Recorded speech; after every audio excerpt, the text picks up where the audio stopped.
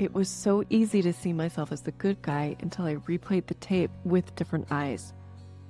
Your spouse is right about you sometimes, too. Doesn't mean always. They may not be coming at it calmly. They may come at you angrily, accusatorily, but most likely there is some truth in what they're saying to you. Hello, and welcome to the Complex Couples Podcast. I'm Heidi. I'm a couples therapist and relationship coach specializing in mixed orientation marriages and mixed gender identity relationships. Whether you're just discovering this reality or you've been on this journey for a long time, this is the space where your marriage matters, your values matter, and your choices matter. Let's dive in. Hello, friends. I am so glad you're here with me today for this episode on the Complex Couples Podcast. Today, I'd just like to tell you a couple of stories, actually. I was thinking about a time that I was at a luncheon, basically, and a friend of mine asked me, like, what's the biggest problem you see in couples therapy? What do you see the most? Like, is it arguments about sex or arguments about money, in-laws? Like, what's the hot topic and what brings most couples in? And I found myself considering the answer and recognizing that although all of those topics were discussed frequently in couples therapy, the problem that I most see in couples and that brings people to my office is self-deception and self-justification. And we can all fall prey to that. So I thought the best way to teach this might be with a story. And I'm going to start with a story that happened in my office, but I could really pick from anywhere. I can think of an example just this afternoon when I was making lunch for my kids and I went to the bottom of the stairs and yelled for my younger daughter to come and eat. And she didn't hear me and I knew she had headphones in. And so I got louder and louder until I really yelled really loud. And my oldest daughter, who was home from college, was like, "Wow, Mom, that was a bit aggressive." And I found myself saying, "Well, yeah, because she has headphones in, she needs to hear me." And she's like, "Well, can't you walk upstairs?" And I'm like, "Yeah, but I have shoes on and I don't want to take them off to go on the carpet." Anyway, I could find any number of excuses for raising my voice. Now, are those reasons I can raise my voice? Absolutely. But do I care about not raising my voice? Well, I don't know if I care that much in that circumstance. I wasn't actually angry. I was just trying to be loud. But she had a point. She definitely had a point. But let's go to the example that I prepared because this one was a place where I really did not see myself. So I was working with a couple where the wife was extremely angry. She was very volatile and would often become very attacking towards her husband, but also towards me in sessions. And she was very angry at her husband for not backing her up in her parenting.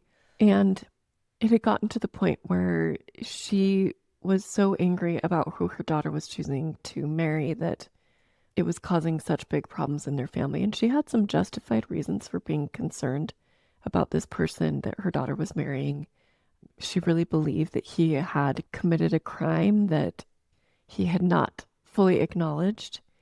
And that's a big deal. So she had some justified concerns. But the way she was handling it was to really tell everyone about this, to be disparaging to him, to be really angry at her daughter. And I was trying to talk to her about these things that she was doing. And to some degree, I was defending her husband. And she got very angry with me and how I was talking to her. And she, at one point, was screaming at me and told me, "You don't treat my husband the way you treat me." And I calmly responded, "Well, he doesn't treat me the way you treat me." And I really felt like that was a good answer. And I later went to talk to my supervisor about this case because it was a really difficult one for me. I wasn't making any headway in it. And so I was telling him about this experience and I shared with him what she said to me. And he asked me how I responded to her. And I told him what I said, that I said, "Well, your husband doesn't treat me like you treat me."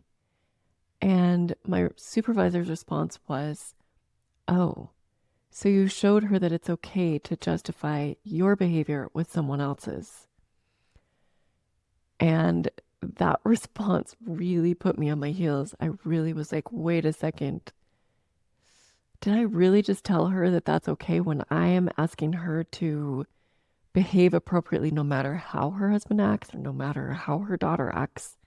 And yet I am modeling something for her when I tell her that my behavior is justified because she talks to me differently than her husband does. So what I learned from that is that she actually had a valid complaint, but I could not hear it when I was so worried about defending myself. I was talking differently to her than I was talking to her husband, but I ignored that fact and justified it because of how she was talking to me. I was so busy defending that I had a good reason for talking to her the way I did that I completely missed that. The way she was coming at me, that she was screaming at me about it and yelling and accusing, made it hard not to respond defensively, but I had been teaching them that they had a responsibility for their actions no matter how their partner acted. So I realized I was not modeling that for them well. And interestingly, when I went and watched the video of the session, I realized that I was not nearly as calm as I thought, that at times I was actually baiting her. It was so easy to see myself as the good guy until I replayed the tape with different eyes, looking for what she might be right about. Your spouse is right about you sometimes too. That doesn't mean always. They may not be coming at it calmly. They may come at you angrily, accusatorily, but most likely there is some truth in what they're saying to you. Now, I'm not sure the circumstance would have changed. Had I showed up differently, I'm not sure if this woman would have calmed down. I've learned since that often there's something that causes a regression, and it's really possible her husband was getting away with something very covert. Or it's possible that there were things going on for her that I was unaware of that were causing a steady state regression, and I wasn't treating that very well, and I wasn't treating her very respectfully. As a matter of fact, I was dismissing her instead of really allowing myself to get closer to her and in order to discover what the problem was. So I can't really know how she would have responded because she didn't stay working with me, and I understand why. The most common self-deception I see comes from people who are trying to prove that they love their partner more than their partner loves them. They're constantly saying things like, but I do X, Y, and Z for you. I am doing all these things for you. So why wouldn't you just, whatever, fill in the blank, do this for me? Here's my question for you. If you're saying that to your spouse, are you really doing it for them? Because it seems like you're doing it to get something out of it, or you're doing it to get acknowledgement, or you're doing it to prove you love them, or to prove they don't love you. It seems like it's not actually for them, because if it were just for them, you wouldn't need to talk about it. You would just be able to offer it and not have to get something back or have it acknowledged. So I'm not saying that you're wrong, that maybe they aren't loving you well. I'm only saying that the way you're portraying yourself as being a really loving person may not be as accurate as you think it is either. You might also be struggling to love them in the true sense of the word. Because as the definition of charity states, charity seeketh not its own. It can be nothing about you if you are really offering love.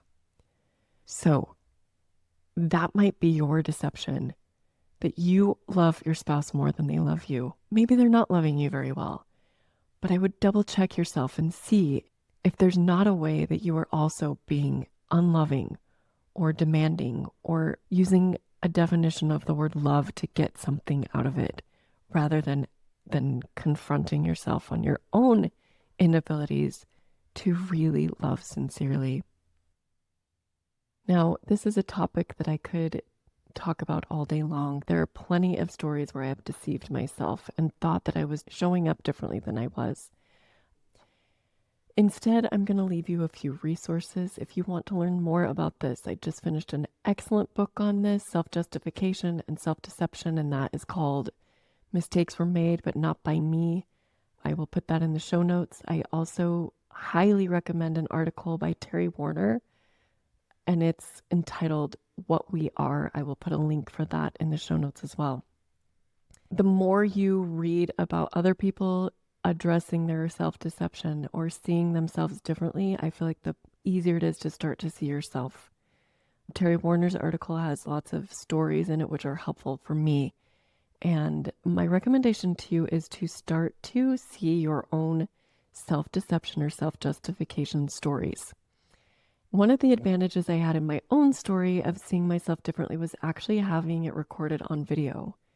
Now, most of us don't have recordings of our most recent arguments. And if we do, we are usually recording it in an effort to prove how terrible our partner is. But I highly recommend you visualizing and thinking about your scenario and the way you're showing up and looking at it as if it were a recording and taking out all the justification for whatever you're doing.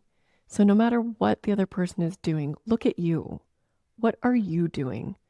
What things are you justifying because of their behavior? And if you were to fix them, what would it look like?